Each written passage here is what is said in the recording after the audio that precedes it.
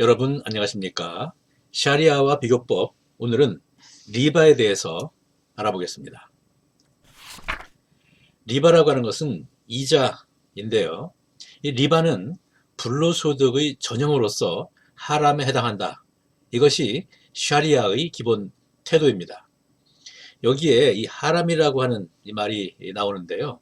이것은 샤리아에서 인간 행위의 유형을 구분할 때 절대 악에 해당하는 것입니다. 샤리아에서는 인간 행위의 유형을 절대 선에서부터 시작해서 절대 악까지 5개로 분류를 하고 있는데요. 여기에 대해서는 이런 영상을 참고하시면 되겠습니다. 계약에서 하람이 포함된 계약, 이것은 무효입니다.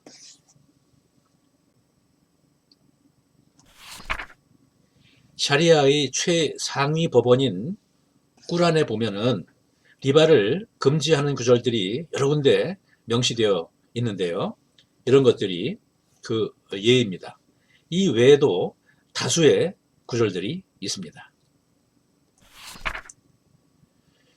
리바에는 이렇게 2가지 유형이 있는데요.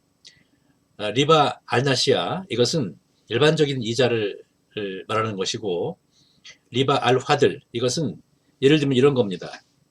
A와 B가 대추야자의 교환을 내용으로 하는 계약을 체결했습니다. 그런데 A는 B에게 상급 품질의 대추야자를 제공하고 B는 A에게 저급 품질의 대추야자를 제공한다면 이 경우에 한 사람이 부당이득을 하게 되겠죠. 이런 것도 바로 이런 것이 리바 알파들입니다. 이것도 리바에 포함된다, 이런 얘기입니다.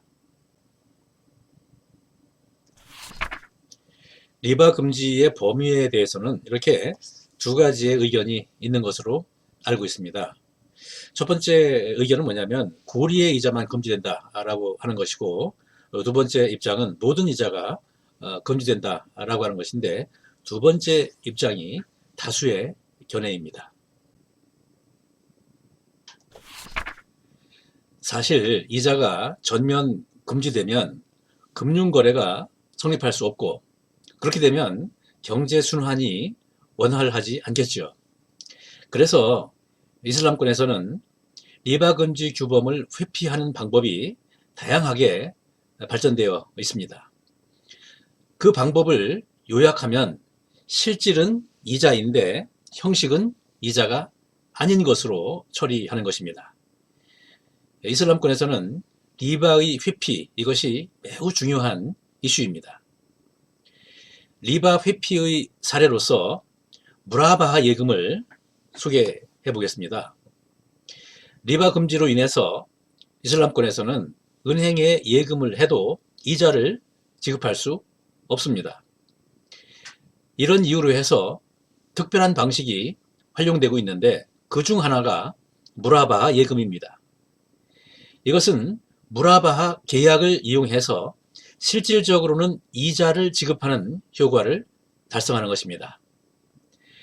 무라바하 예금을 이해하기 위해서는 먼저 무라바하 계약을 알아야 하겠죠.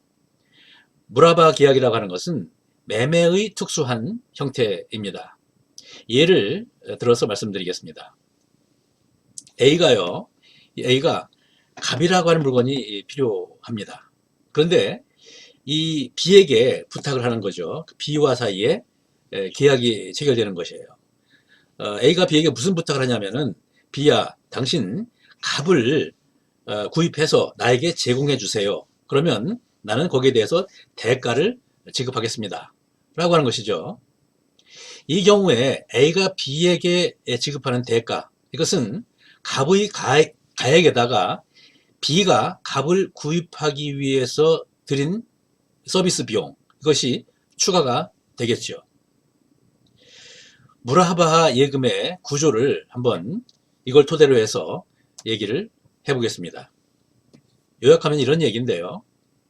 가령 고객이 은행에 1000의 금전을 예치를 하면서 무라바하 계약을 체결합니다. 무라바하 계약의 내용은 은행이 예치금을 사용해서 갑이라고 하는 물건을 구입해서 고객에게 제공을 하는 것입니다.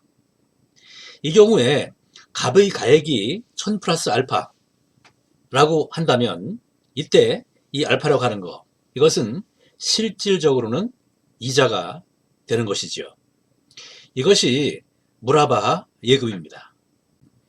이것으로 리바에 관한 설명을 마칩니다. 여러분 감사합니다.